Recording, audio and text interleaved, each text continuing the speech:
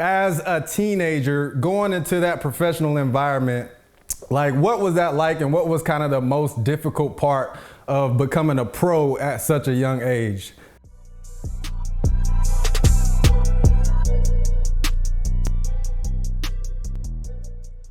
What's up, y'all? Welcome to Under Further Review. Thank y'all for joining us again. We know that y'all have been clamoring for us to come back with a guest. As always, I'm Chris Burnette. My face of the show, Not Brandon face. Boykin. We actually got a real good face on here today. Our guest, Mr. Josh Murray, but I'll let you introduce Josh. Yes, sir. Yeah, Josh, man, this guy, I have known him for over a decade now. Though he is, you guys know him from being on the Bachelorette and Bachelor in Paradise. But this guy is also one of the most generous, one of the most loyal, one of the most fierce competitive people that I know. Entrepreneur, owns multiple businesses, also is a guy who spent a lot of his early years immediately after high school playing in the Major League Baseball circuit. Athlete, yes, yeah, sir. second round draft pick for the Milwaukee Brewers back in the day. I won't tell you what year because that might date him a little too much. But this is my brother. He was in Ariel and I's wedding, so he's one of my closest friends, and grateful to have him here today. So again, it's our brother, Mr. Josh Murray. Josh Murray, appreciate you. Welcome. Welcome to Under Further Review, man. How you feeling? I'm super excited to be on here, man. Congratulations to you two for getting this kicked off, man. This is amazing. I couldn't have two better brothers that are interviewing me for the first time, so I appreciate it, man. You guys look good. Yeah, absolutely. Long time coming, bro. We really appreciate you being our first guest. Yeah. I know you know Josh from being Aaron's older brother, but I know Josh from being at the University of Georgia as a hard-hitting safety. When he came in there, he was ankle brace gang too. Yeah. I was making fun of Chris for wearing the ankle braces, but Josh was ankle brace gang as well. Yeah. Ankle brace gang, knee brace gang. Exactly, man. Exactly. And you see the excellence. Came back a little injured, so I had to do something. Yeah, for sure. But we wanted to kind of dive into just everything that you've done, Josh. I mean, you are a man that has done a lot and accomplished a lot, man. And Chris kind of touched on it first, talking about coming from high school, being drafted in the second round, was 45th pick to the Milwaukee Brewers. I wanted to kind of ask, as a teenager going into that professional environment, like what was that like and what was kind of the most difficult part of becoming a pro at such a young age? So it was going back, man, and we are dating me. I mean, this goes back quite a bit since I'm an old man right now. But I'll tell you what, it was the most exciting time in my entire life being drafted in the second round for the Brewers. I loved baseball at that point. Very competitive. I was 17 years old. I mean, I was ready just to get after it. And, being drafted was an incredible time. The negotiations, as you guys know, take quite a bit. But once I actually started playing, it's like I was living my dream. But one of the big things that I learned that very first year, too, and as you guys know, I have two younger siblings, my brother, Aaron, who obviously we all played with, and then my sister.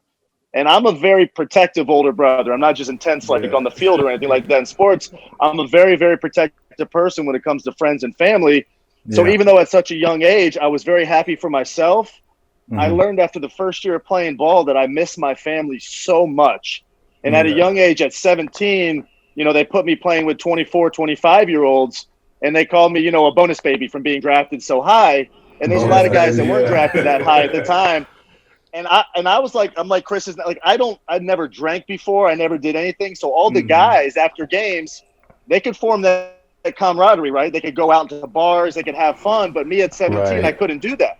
So it's tough to really form a bond at that time. So it was very tough for me transitioning from being with my family, being around my peers, then going to an older group and trying to fit in.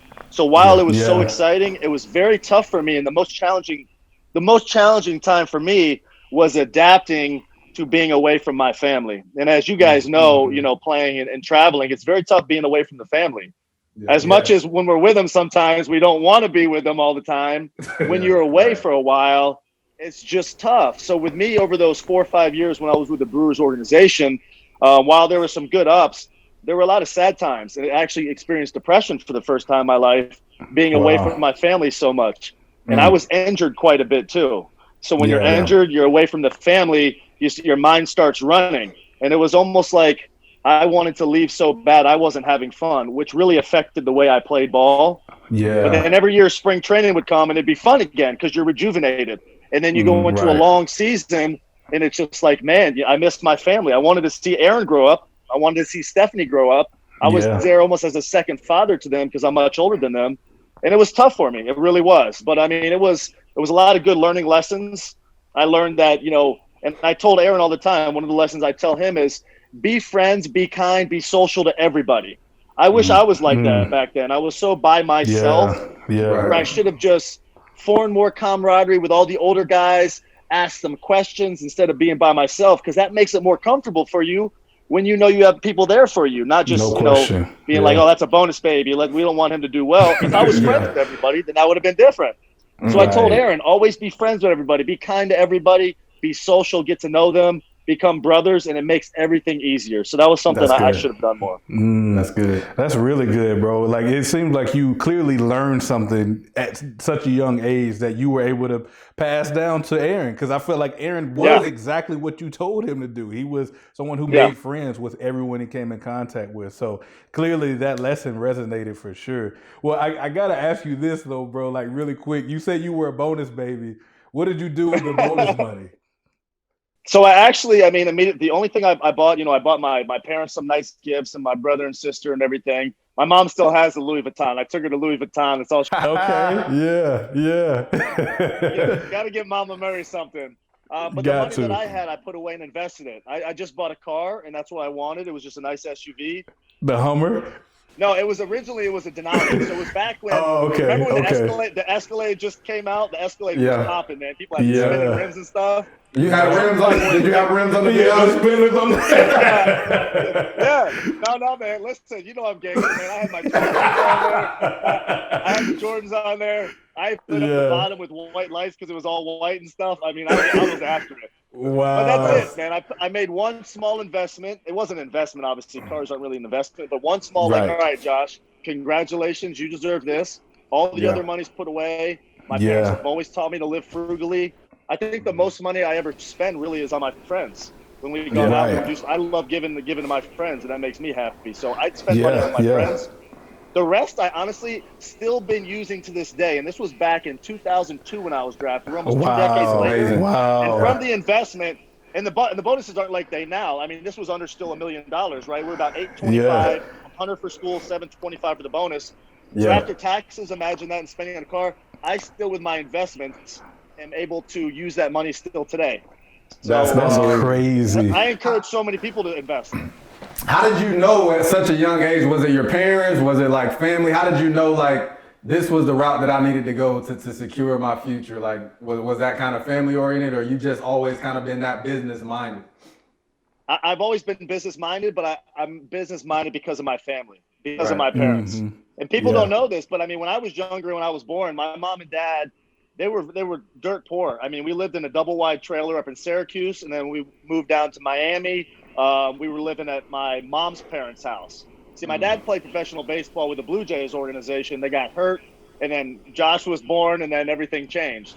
But they've worked their butt off since I was a little kid, driving in cars where I think this is why I sweat so much. My dad kicked me in the cars. He saw me as a baby in the back just sweating all the time. But I see, it's true. It's true, though. But and I've seen their work ethic and just grinding nonstop, putting so much work in, whether it was to raise me and my brother and sister, That's or awesome. working at the job that they had. They always put so much work in and always were frugal and saved it. Never were lavish or flamboyant about their money when they had it. And it really taught me at a young age that I don't want to be a person that if I do reach my goals, which I always knew I was going to reach them, I need to enjoy, but I also need to be frugal and business-minded, as you say. And that came straight from my parents. It didn't come from school. It came from the people in my circle. And my parents, I'm very lucky to have great parents to teach me that, Yeah, no, that's dope, man. You have an incredible family. I know that everyone here watching this has probably seen Josh with his family, his mom, his dad, his brother, his sister, even your dogs. I know are part of your family. I miss Sable. I miss Sable. I remember those days when I had to babysit her. I know, miss her for sure. But man, you have just done so much in your life. Like from an early age, 17, 16, you were in the public eye.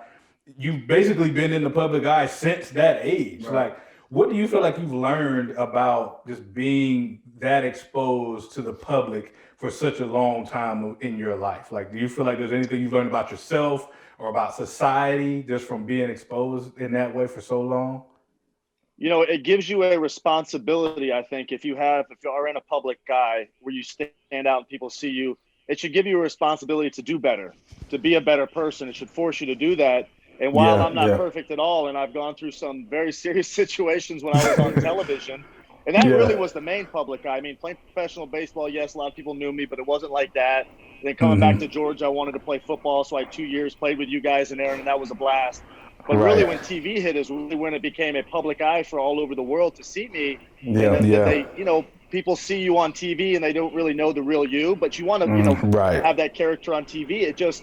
There was a lot of mistakes I made in the past relationships, but I think I know I've learned so much since I've been in the public eye. Not just speaking, right? And speaking and getting interviewed. As you guys are getting interviewed, you got to learn how to speak properly and everything. And it's not that you're lying about stuff. You're just thinking before you say stuff, which God tells us anyway. Don't be rash and say stuff, just off the tongue. Think about it before you say it.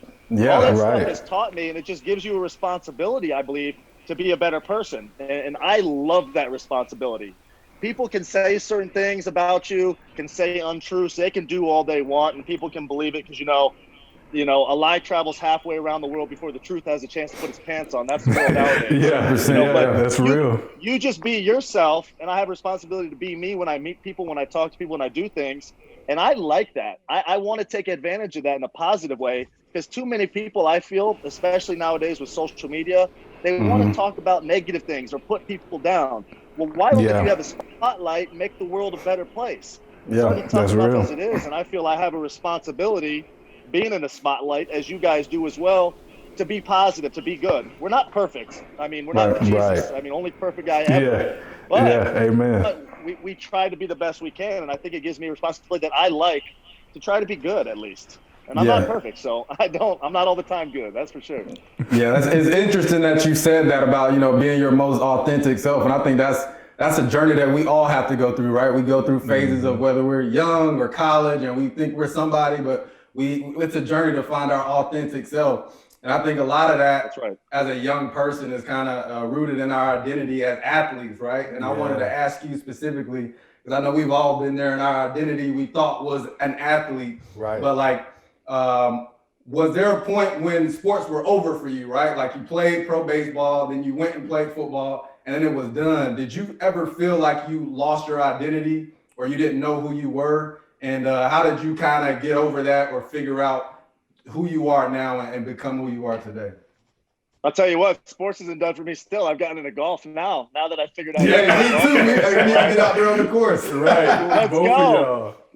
By the time we're 50, the Champions Tour is going to make a lot of money because Tiger's going to be on there. Phil's going to be on there. All the guys that are getting money now. So by that time, I put in 14, 15 years to being a stud. We got to say mindset. It's not done. But you know what? The identity thing is a great question because I didn't ever I felt like my identity, unfortunately, has always been the same, even when I started sports at 17 professionally, because my identity wasn't about sports for me. It was always about my family. And by being about my family all the time, it actually hurt me with sports, which I will never regret because I read a book.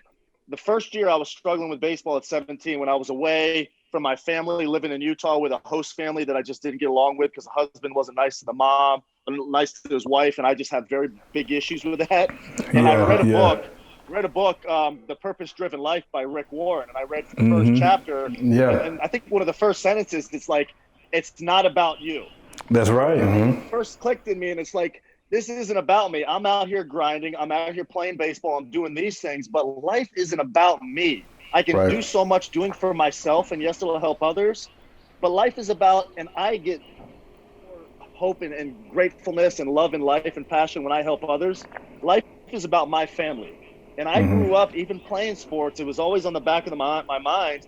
I wanted to be there for Aaron. I want to be there for Steffi. I want to be there for my dad and mom in case anything happens as I get older. My mom had cancer a little while back. My dad did. They're all good now, which is a great thing.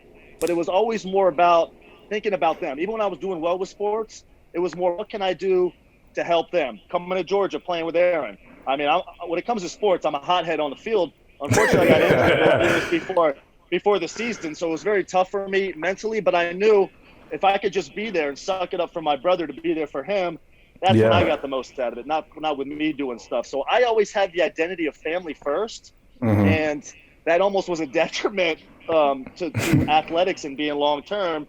But now that I have my family, my brother's married, my sister's married, my dad's retiring in April, now Papa Josh could golf himself and just do his own thing. So it's sports back, man. Yeah, Josh, what are you shooting consistently on the golf course? What's an average day for you on the course?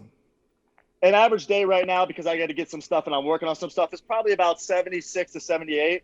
I play for the tips all the time.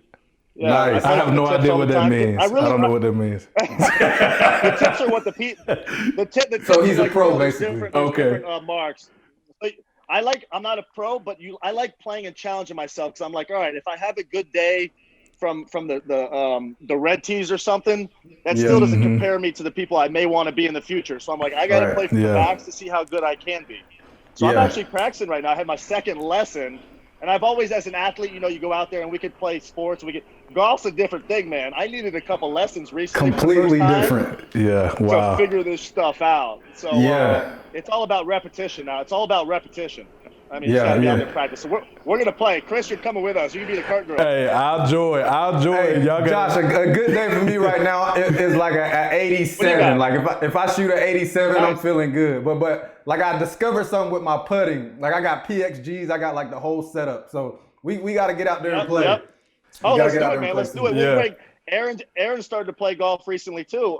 So we got him. He'll probably shoot right in the 80s as well. So it'll be fun. Let's do it. Yeah, it'll be good competition for sure. Let's do that. That's what's up. I'm shooting 68. So that's what I do. I don't know about y'all. On the first 9. Yeah, right. Exactly. 68 over.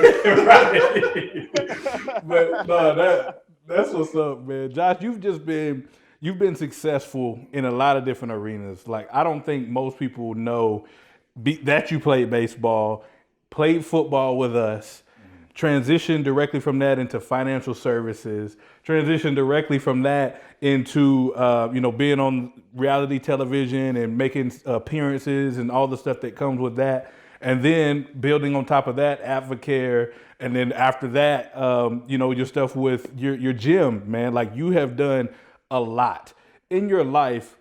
I guess up until this point, what would you say is your greatest accomplishment? And what would you say is probably your greatest failure up until this point? I'll start with a failure first. I think one of my failures was one of the most exciting times of my life, to be honest, and it was going on. My most proud, I guess, accomplishment besides the baseball was going and playing football with you guys. I haven't played football in 10 years. It had been since my freshman year of high school. My mom wouldn't let me play. She I didn't know that. That is crazy. I didn't know that. And the man came in and played. He did. It was 1 year. I mean, it was 1 year. Mom never let me play, but as an athlete, not being braggadocious, I feel like it doesn't matter. Like, I love playing all sports, so I go out there and play football if I want. I'm like, the goal is to come in here and at least make the team, because the very first game that I wanted to be there, I wanted to rock Des Bryant's brain on kickoff. So Oklahoma State.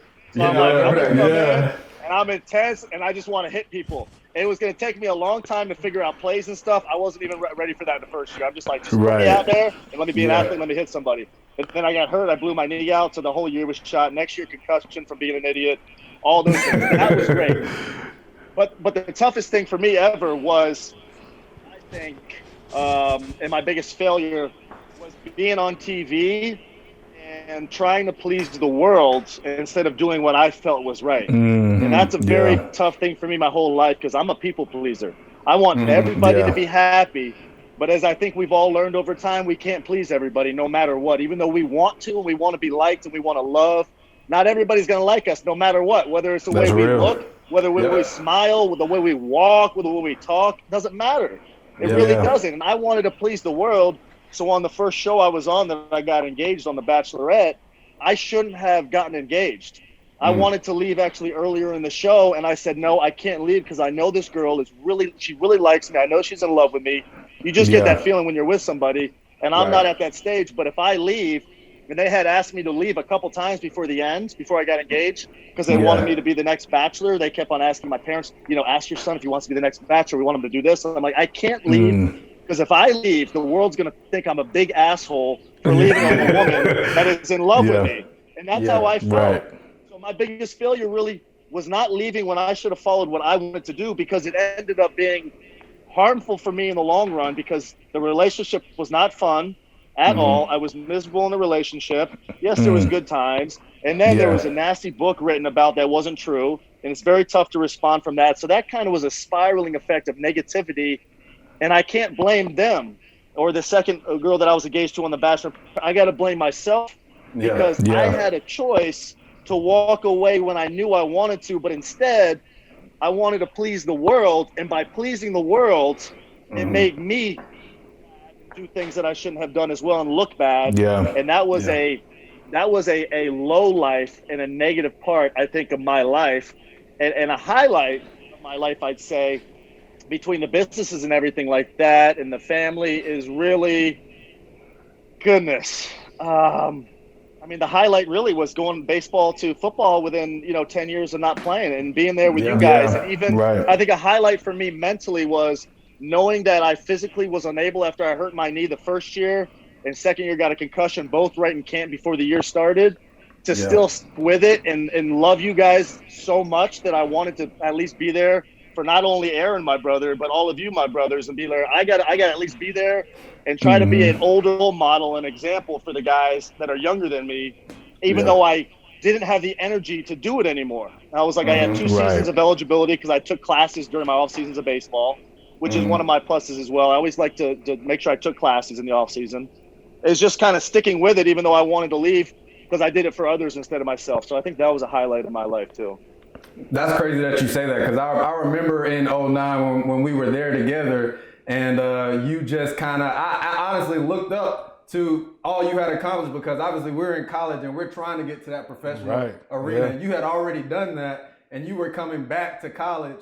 So we were always kind of able to get that knowledge from you. And I remember, man, I'll never forget going to the mall in Athens, that little janky mall that we had. And I remember walking into the mall, bro. And Josh was coming out of Foot Locker and he had like 10 bags. He had like 10 bags worth of sneakers, man. And I was like, oh, Josh in here balling. Josh had some money in college. See, exactly. And what I did like doing with the money, because I was back in college, so I did have money, and most people obviously don't have money in college, is once in a while I'd splurge on myself in a bowl game or something like that, or buy a bunch of stuff. But of course. I like spending money on everybody else. I'm like, all right, y'all don't have it. Y'all are getting hooked up by people. Let me help people out too. We're on the team together too. So I like giving, man. But sometimes you got to splurge. You know what I'm saying? I try to help like Jarvis Jones coming in when I had my Hummer driving around. Like, listen, man, you can drive my Hummer. Hey, man, I can corroborate his story as well as far as generosity, because that first year he was injured. I was just a guy who needed development. I was injured as well. And I probably spent more time with you than I did with Aaron. And I roomed with Aaron. And it's really all came from just his sense of generosity. Like, I remember, I used to walk everywhere around campus that first year. I didn't have a scooter. I didn't have a car. So either I rode the bus or I walked. And this man would see me walking from class over to ECV, and he would pull up and pick me up, like literally every day. He'd be like, in the Hummer. He'd pull up in the Hummer, hey, get in. And he wouldn't take no for an answer, man. And he just continued to show that generosity. He would let me borrow his Hummer whenever I needed it to get groceries. I would spend, basically we watched the games together at your apartment, when we weren't both traveling. And he would always give me food, etc. Exactly. You should have patented that, man. Hey, that's what I was about to say. Luxury with the Hummer for sure. Right. Things we think of later in life, it's like, why didn't we start that then? Exactly. It's crazy. Could have had Uber, man. Could have had Uber. Right. But you got plenty of other stuff going well for you, man. I guess to to add to just our relationship, just how long I've known you. I think the things that you've even made very clear in this short period of time is the things that are important to you are family, your loyalty to the people that you're connected with, and excellence. Like I feel like those things are important to you, as well as generosity. Like that kind of personifies who you are when I'm looking at you from the outside. But also I feel like you're a perfectionist. Would you agree with that? Do you think you're a perfectionist as well? I am, man. I can't lie about that. And you know where it comes from too, not just my family, but my idol growing up, as it was many kids' idol, even still now, was MJ. I mean, I watched that cat all the time on the court. I watched him off the court. I watched him play golf. If he played ping pong, tennis, this guy wanted to be the best at everything. And he had the biggest attitude with losing. And while I didn't want to take that quality of having a bad attitude, I can't help it. I hate losing at anything I do. It doesn't matter what it is. To be honest with you.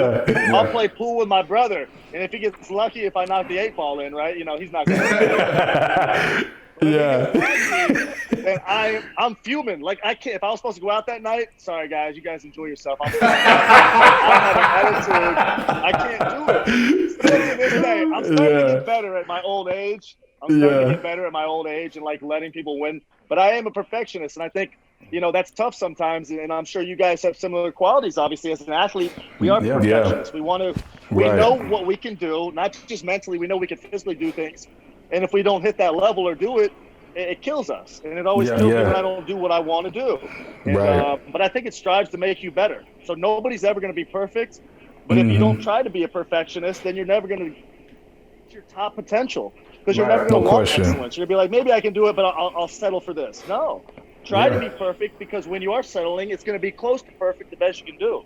So I'll 100%. Never stop being that. I don't think, no matter how old I get. My attitude's starting to get better, though, with losing. But besides that, I think I am a perfectionist. Man, it gives me gray hairs, though. I'm getting that's a quality that almost all the successful people have, the most successful people in life. No question, I know I'm there, at least to some extent. We're all perfectionists to some extent. But I know for you specifically, like you've succeeded in every area of your life, you know, up to now. Obviously, we've all had areas where we fail and, you know, we try things and it doesn't work out. But now you've transitioned to being an entrepreneur and a business owner.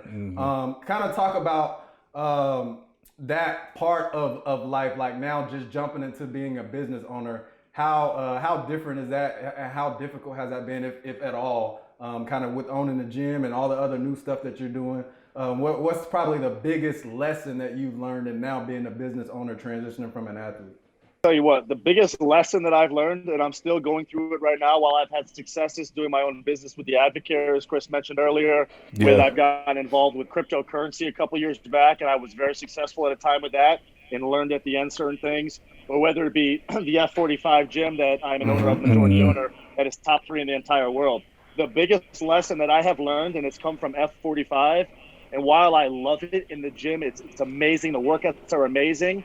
I was looking to have my own F45s, being the only person to run them. I had 4 locations in Nashville, Atlanta, around the country.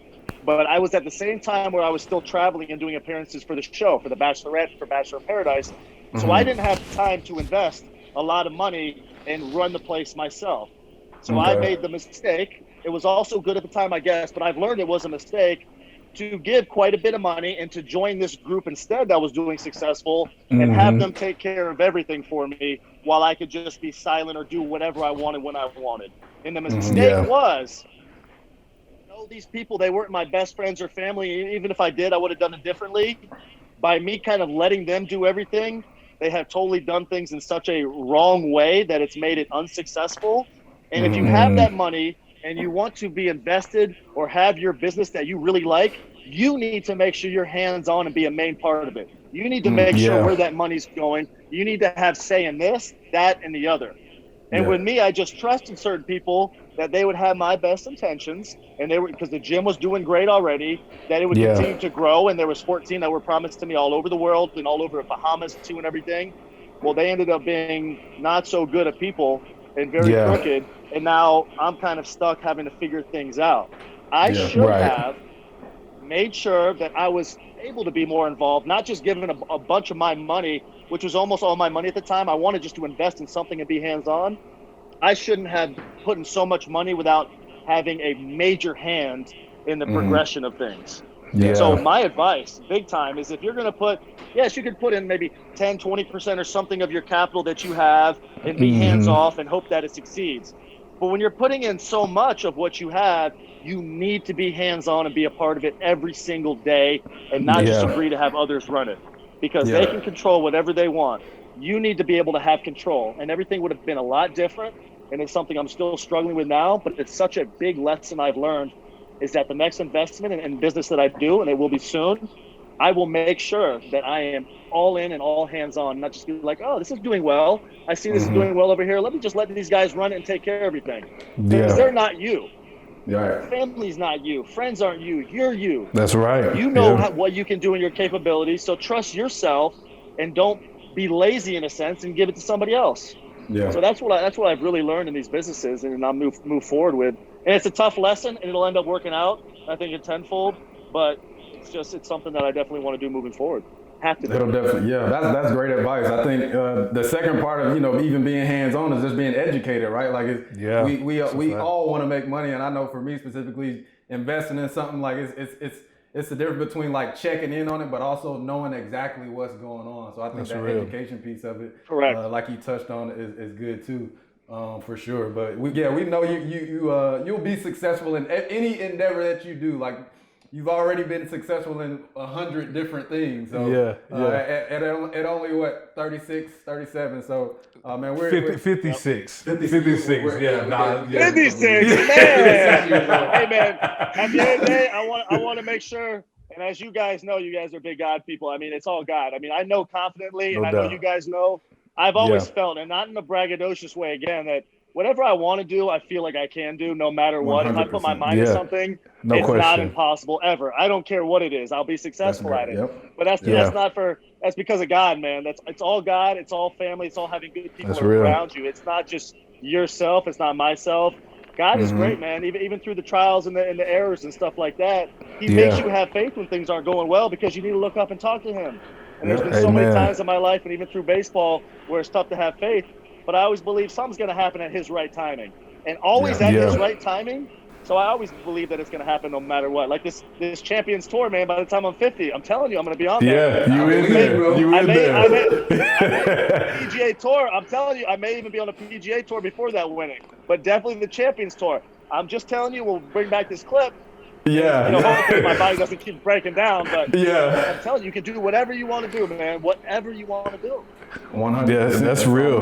That's real, man. Just don't break your back again, bro. I know you're gonna be going hard on out there on the links. So protect that back. It still hurts. It still hurts. That's part of the process. It's all about getting it healthy.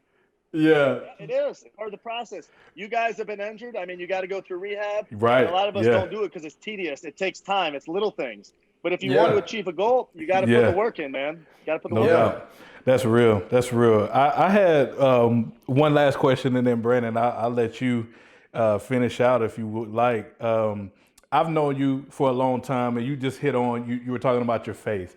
You said you read a book when you were 17, 18, Purpose-Driven Life, Rick Warren. Great book if y'all haven't read it yet. And I just remember even back in 2009, us talking about faith and about what the Lord means to you and I. And I feel like I've even kind of seen a little bit of like just growth and evolution in you when it came to your faith. I remember being there when you and your family got baptized down in Tampa, and just the endless conversations that we've had up until this point. And to what you were saying, like God is over the head of all of this. He's sovereign over everything that we have. He's the giver of every good gift. And also when we think about our lives, like any positive we have, whether it be our health, the time frame that we live in, the abilities, our talents, they're all given to us. They're all given to us from someone else. Absolutely. So I guess the reason why I give all of that lead up is my last question was just, where do you feel like you are in your faith walk and faith journey currently? And do you see that continuing to grow into the future? I feel like as this year has started and I've made my goals and my plans for the future, and I've really looked at my past and I've judged myself, and you've got to be able to judge yourself and be like, this is what you've done wrong. This is what you need to be better at, because none of us are perfect. As I said before, my faith is stronger than it ever has been. You know, everybody struggled this last year with everything, with COVID, with a lot of just negativity, with politics, with everything that just wants to separate everybody.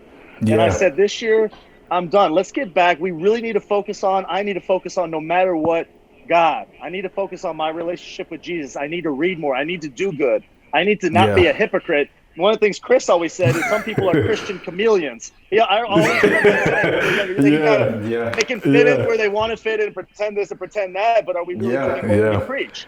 And something that I want to do this year is really practice what I preach, and not just do good things when the doors, you know, behind or outside of the closed doors. Do it behind closed doors. Put the work in, put the sacrifice in. And I think of my faith right now is at an all-time high. You know, and I hope it continues. Because one of the biggest fears of my life ever, no matter what, I'm not afraid of many things besides heights, but I'm always afraid of my parents dying, right? Like my family dying, I'm afraid of that. I don't know what I do in life.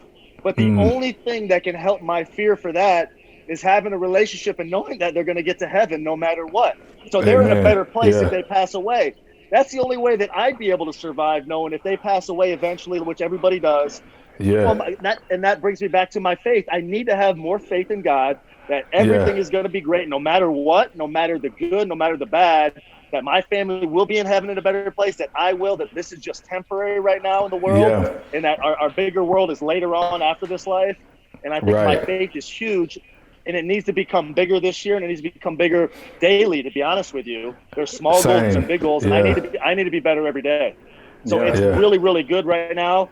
And what made it kind of not good last year is watching news, watching negativity all the time, watching this. That's real. Then I binge eat, then I do this, then I think back to things. I'm like, why can't everybody get along? And it was like a downward spiral for me, and I hated it. And once I started focusing on God and the Word and doing good and not worrying about everything else that was negative, that's when I started feeling better, eating healthier.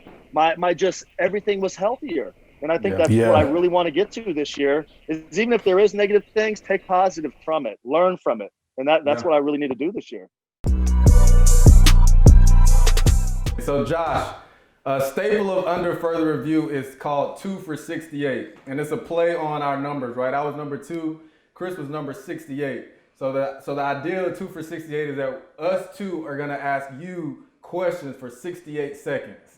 And now it's gonna be rapid fire, right? Like now you can't say no comment. You have to answer the question no matter what we ask. I feel like I'm in the back of my dad's old car sweating. You know what? Right. Matter of fact, when you were talking about sweating, remember on one of the episodes when I told you I was sweating so bad and everybody was making fun of me? Yeah. Josh was the one that introduced me to certain drivers. Oh, okay. There you go. There you go. So good. I'm telling you. All right, so we are about to start 2 for 68, starting now. Josh, favorite golfer on tour? Tiger Woods. Okay. Borat or Bruno? It's a tie. Chris and I watched it. It was the most vulgar thing he's ever watched. He's so mad at me. He told me. Bruno. Stephanie or Aaron? How dare you? How dare you? It's a tie. Just It's a tie. Cookie dough or cake batter? Which one? Oh my God, you're killing me. I'll go cookie dough. All right. Hey, you're out of time. Just so you know, you're out of time. Okay, all right, fine. If you had a superpower, what would it be? Ooh, to go back in time. That's a good one. Yeah. That's a good one. Same. Besides winning every single lottery, I'd be able to like redo stuff with sports and injuries and all that stuff, and I'd be rich. Yeah. Last question: Tampa or Atlanta? Tampa. That's where I'm from, baby. Okay. Come on, Brady. Fair enough. I Fair think enough. Ariel would be proud of that answer. Yeah, she definitely would. She's smiling in here for sure. Well, hey, you survived. You survived 2 for 68. Congratulations, Josh Burton. Yeah. Thank you. Yeah, man. You survived 2 for 68 with flying colors. Next time we have you on, we gotta make the questions a little bit. Oh, no question, no question, He's man. out of ties for like the rest of Under Further. Right, we gotta grill him a little bit more. But man, with that being said, man, we appreciate your time today, man. Thanks for coming on with us. Yes, thank you. I think we had some substance on here today, man. You talked in depth about a lot of things that'll help a lot of people, man, and a lot of things that I didn't know specifically about you. So we appreciate you being so open and honest and candid, man, about this whole thing. And I think it was awesome. What do you think, man? Bro, I agree, man. It can't do much better for a first guest, for sure. Always good to have a brother on here, man. I love you and grateful for you, bro. And hopefully we'll be able to have you back for sure. Yeah, man, this was exciting. I'm excited for you guys. I love you guys both as brothers. I really appreciate it. You guys are amazing. Keep doing good stuff. And it's an honor to be on here for the first time. So really, really, really appreciate you guys. You guys are great, man. For sure, brother. Appreciate it. Hey, we got to get that golf round in soon as it warms up down here. No doubt. I'm ready to go. It doesn't even need a warm up, baby. If you're an addict, He don't care. I love it. I need man. it to be warm so he don't beat me too bad. So I'm gonna wait. Right. We'll wait till the spring. All right. We'll wait a couple months. Sounds good. Appreciate you, bro. Thanks for everything, bro. Thanks, man. All right, guys. Love you both. Appreciate it, man. Love you too, bro. All right, love you, man. See you. Peace.